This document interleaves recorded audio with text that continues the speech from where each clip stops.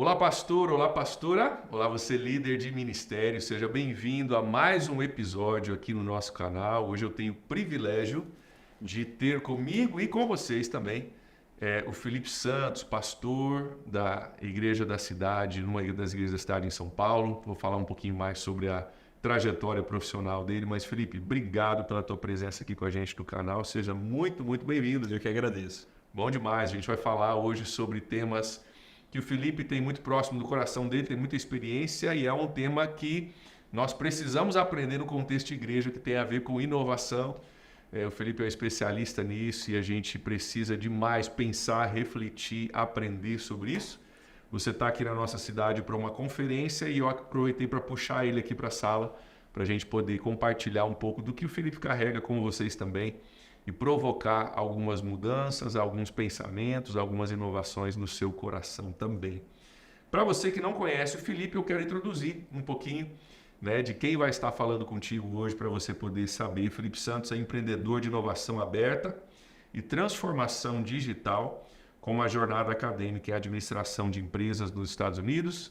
Trabalha com design thinking, antropologia, marketing, publicidade, blockchain e educação executiva. Também trabalha como consultor de algumas das maiores empresas do Brasil, entre elas Coca-Cola, Bradesco, Carrefour, Gerdau e algumas outras empresas por aí também. Arquiteto de ecossistemas de ventures e startups, mentor de hackathons da NASA, além de idealizador de hubs de inovação e de aprendizagem. Ele está com a gente fim de semana para uma conferência sobre empreendedorismo cristão. E para nós é um privilégio recebê-lo nessa conferência e tê-lo aqui também compartilhando com vocês no canal. Então, mais uma vez, Felipe, obrigado. Obrigado, pastor André. Obrigado a todo mundo que está acompanhando. Obrigado pela generosidade aí com o seu tempo também. E vamos aprender juntos e crescer juntos aqui. Então, começando um pouquinho sobre a tua vida pessoal. Então, você ajuda a liderar a IC de São Paulo, né? E conta para nós um pouquinho do contexto que você vive na cidade de São Paulo, obviamente cidade grande, complexa, com muita coisa acontecendo ao mesmo tempo, né? E o público que você está tentando alcançar dentro desse contexto. Muito legal. Sou natural da cidade de São Paulo, né? Tenho muitas experiências urbanas na minha história de vida que me marcaram e me formaram até aqui também. Em 2000, estive em Nova York pela primeira vez, ainda com 14 anos aproximadamente. Aquela grande cidade, numa fase de vida tão importante, acaba despertando essa cosmovisão de grande cidade, né? Uma outra experiência muito importante foi estar em Xangai, na China, Pequim, em 2016, numa viagem missionária, mega cidades. Então, o evangelho em grandes cidades é um tipo de assunto que me interessa e tem a ver com a minha história de vida, por isso faço disso uma contribuição, né? A Igreja da Cidade em São Paulo completou 10 anos em 2023, especificamente, e dela novas igrejas nasceram, plantações ali no município, fora do município, na região metropolitana, né? Eu faço parte da equipe, chegando em 2017, lidero uma igreja local que já gerou plantações também, né? A partir ali da Zona Oeste de São Paulo, mas alcançando em vários territórios também. E São Paulo é uma cidade em que diversas denominações estão presentes, mas também de 12 milhões de habitantes, 4 apenas se declaram evangélicos. Então, uma cidade com um vasto campo missionário, né? E com muita oportunidade. Ali se testam novos produtos, tecnologias, ideologias são efervescentes ali também. Então, eu costumo dizer que é um desafio não apenas grande em tamanho, mas é diferente em complexidade. Camadas, conversas, formas de se fazer, grandes deslocamentos. Mas enquanto para uns isso pode ser um desconforto, um problema, para mim é um prazer, um privilégio que me motiva ver o evangelho alcançando mais através da igreja e de iniciativas fora da igreja também. Que legal, que legal. Felipe, eu sei que talvez como igreja, né, o nosso alvo é alcançar todos, né? Mas tem um público-alvo que você pensa, cara, esse é um nicho que, cara, eu me dou bem, eu consigo falar a língua dessa galera como pastor, né? Como cristão em São Paulo. Quem que é o teu público? Você fala, cara, aqui é o meu centro. Olha, é uma ótima pergunta, porque a Igreja da Cidade tem como visão ganhar todas as pessoas para Jesus. Então, uma visão clara e ampla, né? Ou seja, ganhar todos os tipos de pessoas, né? E em São Paulo nós temos o público cristão, o público simpatizante e temos o público que não é cristão ou até anticristão. Então, quando a gente olha por esse espectro, a gente consegue perceber também quais são as nossas oportunidades. Então, nós não... Talvez uma forma de definir quem queremos é quem não queremos, né? Nós não queremos alcançar quem já está em uma igreja, né? Mas queremos alcançar quem está distante da fé, distante da igreja, principalmente quem nunca esteve num relacionamento com Jesus. Legal. Então, isso faz com que a gente tenha que ter excelência no básico, a infraestrutura, comunicação, louvor, ministérios, diálogo, mas ao mesmo tempo sempre teremos que estar lançando as redes de uma forma inovadora, porque senão a gente vai fazer o que todo mundo está fazendo. Exato. E eu percebo essas oportunidades borbulhando em São Paulo, mas tem que se priorizar. Artes, moda, empreendedorismo e nova economia, né, onde eu mais navego, esportes, diálogos sobre saúde mental, governança, carreira pública e assim por diante, né? Então, essas camadas complexas também geram oportunidades. Uma coisa interessante é que é difícil a gente dizer o paulistano, gentílico de São Paulo, pensa desse jeito. Qual tipo de paulistano? A gente está falando de 12 milhões de habitantes, muitos bairros, desigualdade social, topografia diferente. Muitos imigrantes. Você tem um lugar com influência italiana, outro com influência nordestina, outra com influência litorânea. Então, essa complexidade pode parecer problema, mas nela também reside uma riqueza daquilo que pode ser a nossa colheita, né? Então, com essas camadas e a questão temporal também, a gente vai calibrando como alcançar pessoas. Muito legal, excelente. É um desafio gigantesco e é um aprendizado para mim e para muitos que talvez assistem, né? De contexto, no meu contexto é cidade pequena, né? Cidade litorânea, cidade pequena, então é uma realidade totalmente diferente da nossa e bacana poder E é uma aprender. realidade que exporta pensamento de alguma forma, como um dia foi em Atenas, né?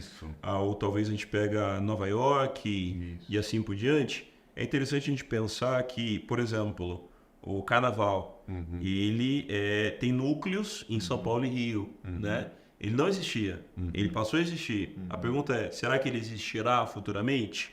E o caminho de exportação de pensamento, comportamento, consumo, claro que isso tem a ver com o século XX. No século XXI hoje tem outros canais, outra navegação, mas é interessante pensar nisso, né?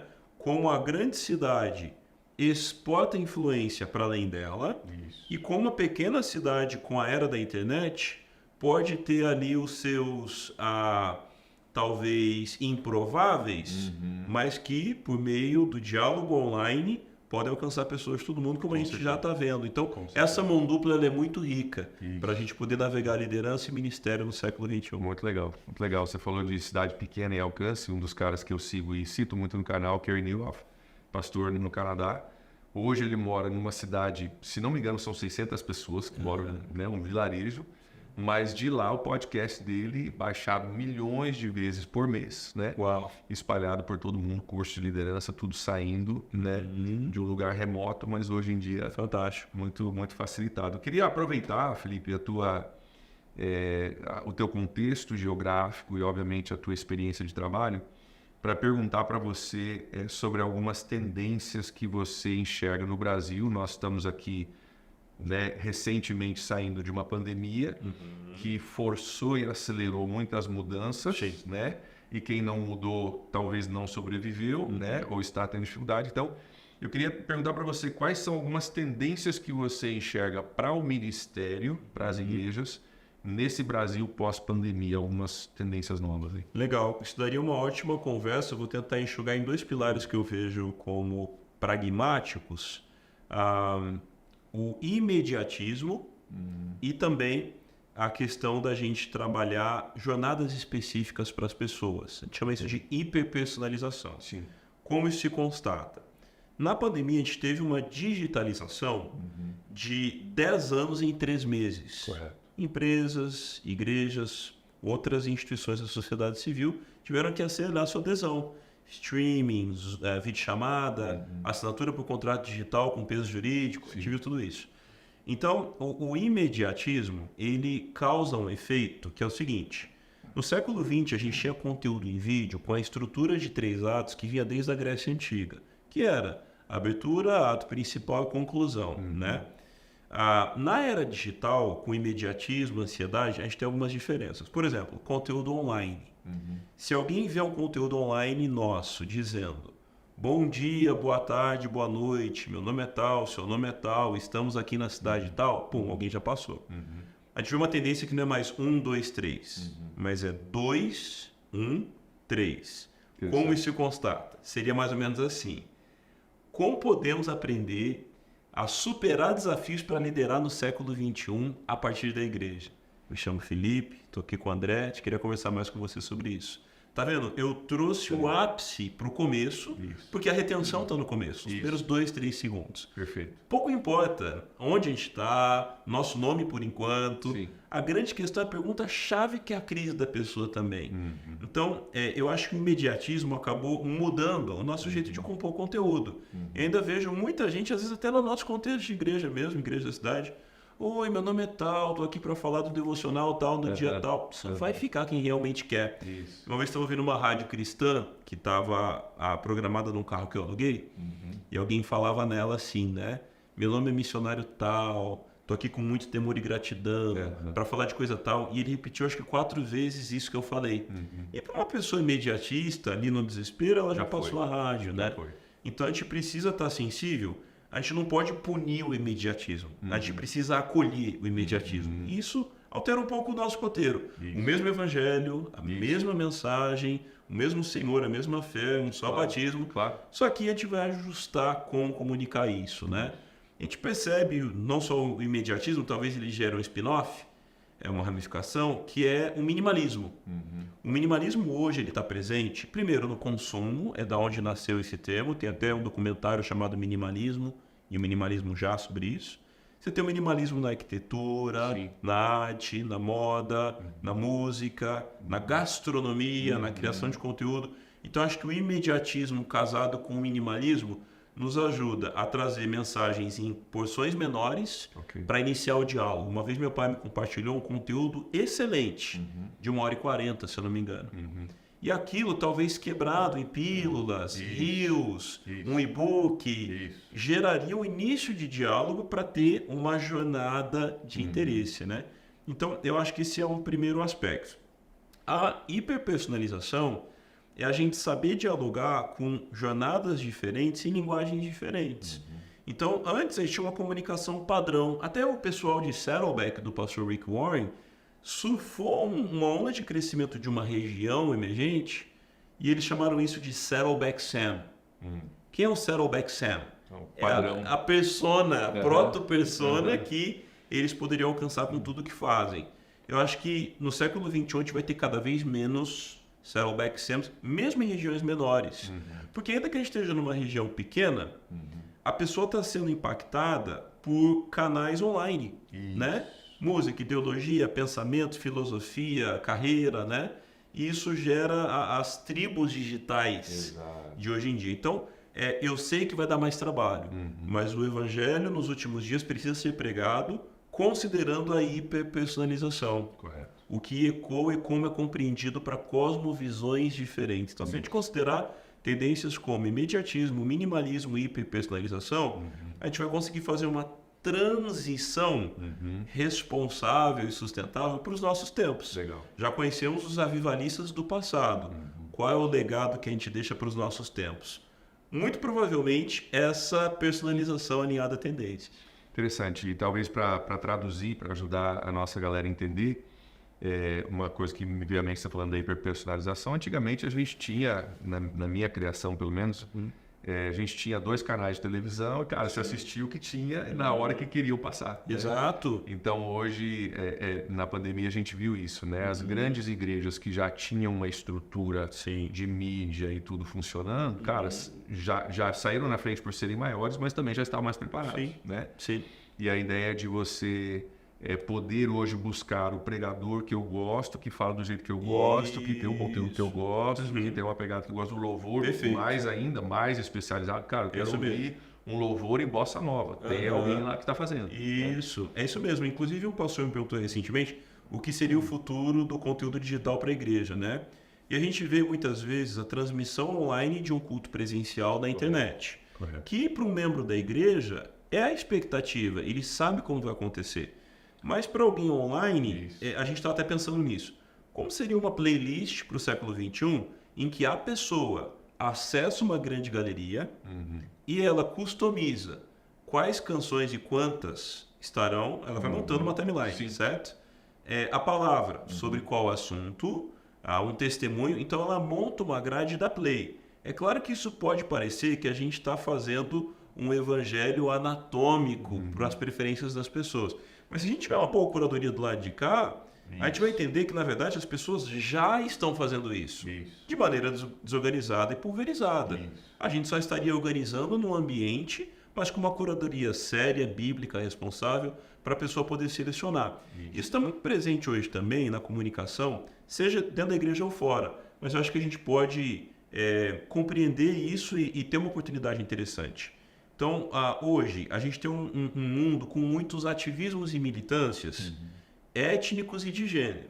Então, será que se a gente emitir uma comunicação com 5 preletores, homens, 45 mais, de pele branca, o que não tem problema nenhum. Mas do lado de lá, no mundo que está sendo bombardeado por diversidade e pluralidade, será que eu não poderia calibrar do lado de cá, sem negociar o que é inegociável, mas trabalhando a etnia, homem e mulher, a faixa etária, o tipo de diálogo, alguém de terno e gravata, alguém casual, porque a comunicação está cada vez mais personalizada. Então, como a gente pode, sem negociar as nossas solas, né? Mas personalizar a nossa comunicação, fazendo de tudo para com todos para ganhar alguns. Não, muito legal. Acho que tem a ver com essa ideia de que não tem a ver com mudar o conteúdo, mas a gente ser eficiente na comunicação. O pastor Galito fala, né? A comunicação não termina só porque eu falei. A comunicação acontece porque você entendeu e absorveu o que eu falei. E às vezes a gente confunde isso, né? A gente confunde o método com a mensagem. É verdade. Né? E acho que tem como a gente reter a mensagem, mudando o método, inclusive, brincadeira, mas eu vou pedir para a turma depois editar e fazer a tua abertura e não a minha. Muito bom, muito bom. Felipe, sobre algumas referências, né? Eu falo bastante com os pastores que uma das primeiras coisas para a gente crescer, melhorar, no nosso caso aqui da conversa, inovar. E é uma coisa fácil de se ter acesso, são ter referências que a gente está olhando, a gente está aprendendo. A gente estava conversando antes, né, offline aqui, até de ter conversas que nos provocam para fora da nossa zona de conforto, né, com pessoas talvez são opinião divergente, talvez uma igreja. Tem pastores que eu ouço, que eu falo, cara, eu ouço porque ele me faz sair da minha zona de conforto e me melhora. Sim. Não que eu concorde com tudo, mas ele é um antídoto para minha tendência de ficar só naquilo que é confortável para mim. Então, eu queria ouvir de você, assim, quais são algumas igrejas inovadoras que você segue, servem de referência para você, que talvez sirva também para a gente aprender juntos. Legal. Acho que o cenário Brasil está um pouco mais tangível, né? Mas quando a gente fala de exterior, eu gosto de calibrar alguns eixos. O eixo da esfera da sociedade, o eixo da região do mundo e o eixo etário. Então, por exemplo, Irving McManus, Mosaic Los Angeles, descendente de América Central, nos Estados Unidos, mas que navega muito bem com arte, moda, Hollywood, está ali a uma esquina da calçada da fama, e com uma sensibilidade também para a nova economia. Então, por exemplo, o livro Alma Artesã, ele traz ali um olhar que eu não encontrei ninguém no mundo falando sobre aquilo. Deus é o grande criador, é o grande artista, porque as pessoas desassociavam. Isso aconteceu na Idade Média. Desassociavam arte de fé. E a gente precisa reconciliar isso, né? Porque isso vem de Deus originalmente. Então, por exemplo, o Irving McManus, eu acredito ser um fora da curva nesse sentido, né? certeza. Ali na Califórnia também tem o Dave Gibbons, que traz um olhar bem de áreas diferentes. Acho que todo mundo que está olhando de um ângulo diferente é muito interessante, né? Mas, por exemplo, o pastor em Singapura, o Edmund Chan, né? Fala muito de discipulado bíblico. Um outro olhar, uma outra cosmovisão, uma sociedade com outro ritmo, né? Com certeza. Uma inspiração muito legal. Então, quando a gente vai cruzando esses eixos, poderia desdobrar outros exemplos aqui. Você tem um exemplo mais emergente, como Steven Furtick, na Elevation, que para alguns foi um barulho incômodo no começo, Sim. mas você percebe no Steven uma consistência de pastor, pregador, igreja local, compositor com Elevation Worship. Exato. Então, o Steven pareceu disruptivo no passado, mas quando você vê a fidelidade dele a um pacote específico, não vê ele tentando se arriscar em outras coisas. Fazia a minha imersão para isso e tal. Embora isso não seja proibido. Sim. Mas eu vejo o Steven muito fiel ao que ele começou, com que ele começou, né? Verdade. Então, acho que esse contraste é a América do Norte, a Ásia, África também, né? Pastores, por exemplo, o pastor Stratton, de Ruanda, né? Estive lá com ele. Que legal. De um trabalho muito legal também, a capelania que ele faz para os soropositivos. Nunca vi igual no mundo, né? Então, eu acredito que Deus, ele distribuiu sua imagem na etnia e cultura plural que está no mundo, Perfeito. né? E conforme a gente vai percebendo o que está acontecendo em referências, de novo, com esse cruzamento de esfera da sociedade, a etnia e a questão etária, a gente tem muito a aprender com isso. E isso é uma constante, né? Muito legal, muito legal. E no Brasil, se você fosse... Obviamente o pessoal do canal sabe que a Igreja da Cidade é uma referência para mim, falo bastante sobre isso lá. Mas tirando a Igreja da Cidade, porque a gente é suspeito de falar, tanto eu quanto você. Mas tem outras referências, porque no Brasil é um pouco mais acessível para o nosso público poder, né? Então, algumas outras igrejas que são referências, talvez numa área específica, referência em louvor, referência em mídia, referência em pregação, você citaria. A gente está vivendo uma fase que, na rede Inspire, né, nossa rede de mentoria e compartilhamento de material com pastores, mais de 1.000 igrejas participando, nós começamos ensinando, mas já sabíamos que viria uma onda de aprendizado retroativo. Ok. Então, o que acontece? Há igrejas que estão com a gente a médio ou longo prazo, que aprenderam com a gente algumas coisas, mas já estão fazendo de forma melhor do que a gente muita coisa também. Interessante. Então, é muito precioso ver o que está acontecendo ali em Itajaí com a Igreja Reviver na ação social, né? Ou, por exemplo, ver a plantação de igrejas na África com pastores do Distrito Federal ou do Nordeste que estão olhando para isso. Então, é muito legal ver isso acontecendo. Nossos amigos Arthur e Thalita lá em Paulista, Pernambuco, que esses dias estavam pedindo para orar pelo futuro terreno deles. E hoje estão plantando igreja lá nos Estados Unidos, né? Que legal. Então, talvez mais rico do que talvez resgatar exemplos isolados, é pensar nesse fenômeno, né? De mentoria, caminhada conjunta e esse inevitável aprendizado retroativo.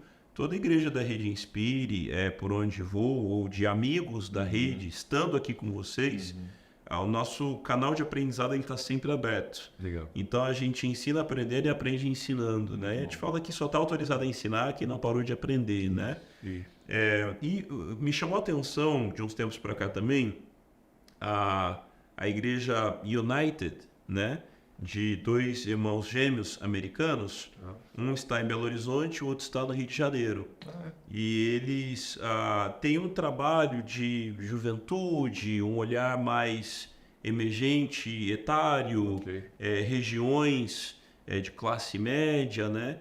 E eles têm feito um trabalho bem legal também. Achei bem interessante o trabalho de criatividade que eles fazem, né? Então, acho que a gente poderia prolongar, para ser justo, teria que prolongar, mas claro. Esses primeiros insights, para o que me vem à mente, faz com que a gente tenha um princípio a partir daqui, né? Participar de uma rede saudável, em que o aprendizado é de mão dupla, né? E perceber também o que há de emergente, sem negociar o que é inegociável, as nossas solas, mas se reinventando em meias cenários. E me impressiona ver estrangeiros fazendo trabalhos aqui, né? Como, por exemplo, o pastor Harold Larié, na região oeste do Paraná, né? Ele veio de Gana, né? Mas com um trabalho de muitos anos, né? Com uma expressão muito legal. Então, acho que o papel do imigrante, desde os tempos bíblicos, continua fazendo um aprendizado muito enriquecedor. Que legal, que legal. Eu já aprendi algumas coisas, já tem algumas outras referências para buscar aí. Legal. Pensando especificamente agora sobre uma estratégia ou uma ferramenta inovadora no contexto de igreja. Você tem o privilégio de viajar bastante, ver muitas igrejas, estar em muito contexto diferente, vendo coisas que talvez muitos pastores não vejam. Então, pensando numa estratégia ou numa ferramenta, isso pode ser tecnologia, pode ser o que você achar interessante, que você acha que é uma coisa inovadora, que vale a pena a gente prestar atenção, aprender, investigar um pouquinho. Muito legal. Vou resgatar um exemplo do que eu vi em Ruanda, na África, e vi também no Vale do Silício, ou na Califórnia, nos Estados Unidos. É o Design Thinking, né? O que é o Design Thinking? Ele é uma abordagem para solucionar problemas complexos, isso vai acontecer cada vez mais no mundo que a gente vive, com empatia, imersão e experimentação. O que isso quer dizer? Muitas vezes, ao resolvermos um problema, a gente tenta abordar com a nossa cosmovisão, com o nosso mundo. Eu vou dar um exemplo aqui, abrir um parênteses. Uma vez, um homem cego estava no metrô em São Paulo e começaram a filmar porque alguém estava puxando o braço dele e ele estava falando: me solta, me solta, me solta.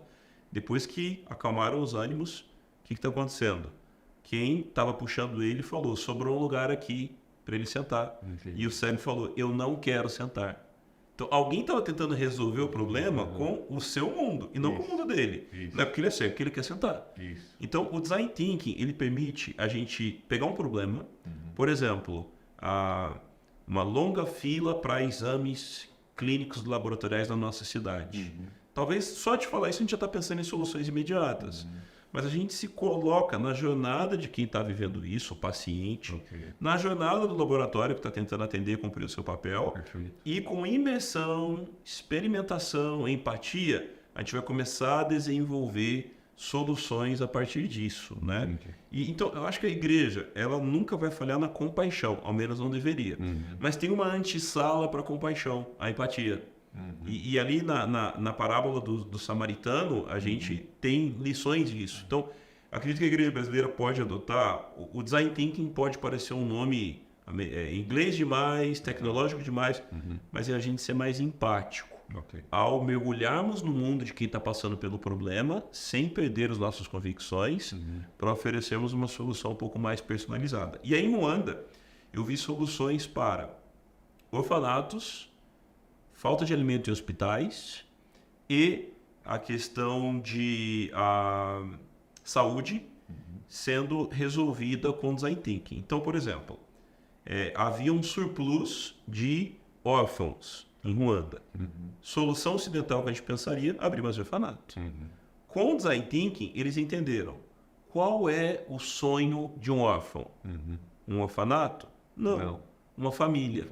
Então, com isso, eles fizeram um projeto diferente. O presidente desburocratizou a adoção, as igrejas alistaram famílias e a iniciativa privada fez doações para o operacional ali, assistentes sociais entrevistando para fazer o crivo mínimo. Dali eles começaram uma revolução de adoções saudáveis, foram medindo para ver se estava indo bem, começaram a ampliar essa operação. De mais de 300 orfanatos, reduziram. Na época que eu estive lá, tinham 4 ou 5 orfanatos no país. E o Ruanda caminhava para ser o primeiro país da África sem orfanatos. Por quê? Empatia, imersão, experimentação. Então eu mergulho no mundo, testo pequeno e com empatia eu vou fazendo o que faz sentido para o outro, sem negociar os nossos valores. Em hospitais, faltava alimento para o pessoal nos leitos, né? E as famílias que tinham que doar. Mas como muitos não tinham família, as igrejas começaram a pegar a lista de pacientes e levar alimento para eles. Isso gerou uma revolução, uma comoção entre protestantes, católicos, muçulmanos e assim por diante, né? E na linha de saúde, pessoas estavam morrendo e fazendo filas em hospitais por doenças preveníveis. E lá, workshops em bairros contando sobre como tratar febre, como evitar infecção urinária. Isso fez com que a fila em muitos hospitais zerasse. Entendi. Então, ou seja, muita fila em hospital, solução ocidental, abrir hospital novo. Reforma, obra, manutenção, mão de obra, né? Custo alto. Exato. Então, essas premissas do design thinking podem ajudar ineficiências dentro da igreja, no campo missionário e para a sociedade. Então, eu vejo que assim isso pode ser uma nova onda de gestão, de diálogo e de como solucionar problemas complexos no século XXI. Muito bom. Tá, você falou que a antessala, né, da solução, dessa criação de solução criativa, é também a empatia. Isso. Né? Agora, a empatia, a gente pensa na empatia como um sentimento. Obviamente, você não está falando, nossa, tem um sentimento caloroso, amoroso para a pessoa para resolver. Então, o que é empatia e como que eu cresço nessa... O que é não, mas como que eu cresço na empatia? Então, eu preciso melhorar a minha empatia. Essa é a antessala, esse é o primeiro passo, né? Isso, eu imagino, passa pelo ouvir, pelo diálogo, mas expande isso para a gente, porque a empatia é um sentimento, mas eu preciso transformar isso em ações. Isso. Na Grécia Antiga já se falava que a arte de ouvir consiste de ouvir para entender e não para responder. Ótimo. E no mundo imediatista, a gente ouve mais para responder. A gente precisa ouvir primeiro para entender. E também uma coisa interessante é que a compaixão é eu me identificar com a tragédia da pessoa. A empatia é eu me identificar com a jornada da pessoa. Se não me identificar, ao menos reconhecer e celebrar. Okay. Então, na compaixão, por exemplo, alguém está com o braço engessado, eu pergunto o que aconteceu com o seu braço. Mas na empatia eu vou precisar ir além, porque talvez não é algo visível, é algo ósseo, certo? Pode ser algo no emocional, no sentimental, no social da pessoa. Então eu preciso me aproximar um pouco mais. Então quando a gente vê Jesus tocando um leproso, Jesus falando que a gente precisa oferecer outra face caso a gente seja ferido de um lado, é essa vulnerabilidade que me aproxima com menos julgamentos e, no mínimo, a intenção de entender Isso. o que a pessoa... Perfeito. Então, por exemplo, existem portais na internet que têm uma visão de política, ideologia e sexualidade e família antagônicas ao que eu penso. Mas alguns eu continuo seguindo.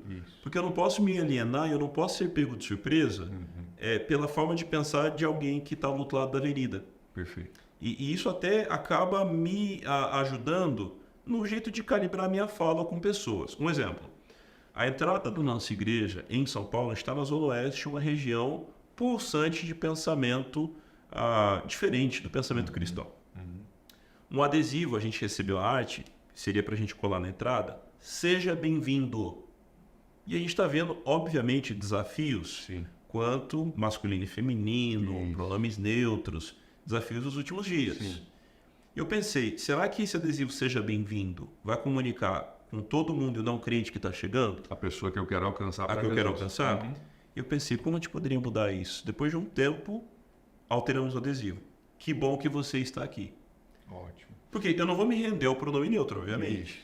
Mas, ao mesmo tempo, eu não preciso martelar o meu jeito de pensar para quem pensa diferente. Perfeito. Então, logo na entrada, se eu puder eliminar uma tensão na chegada, que bom. A pessoa ali não vai ter um atrito. E o Andy Stanley diz que a gente não pode poupar que o evangelho confronte as pessoas, é verdade. Mas que isso seja na pregação e não no adesivo. Certo? Solução criativa. Porque a pessoa já entrou, tem uma atmosfera de oração, tem um louvor, tem um momento criativo, tem um testemunho, tem a palavra, então tem um preparo também, né? Então isso acabou me ajudando a aprender muito. Legal. Compaixão, eu identifico a tragédia da pessoa. Empatia, eu identifico e reconheço a jornada da pessoa. Muito bom. E não a condeno. Ao contrário, numa grande cidade como São Paulo, muita gente tem um pensamento consumista ao ir na igreja, que eu posso obter. No começo, eu punia na minha mente o consumista. Depois de um tempo, eu aprendi a acolher o consumista. Para acolhê-lo de onde ele está.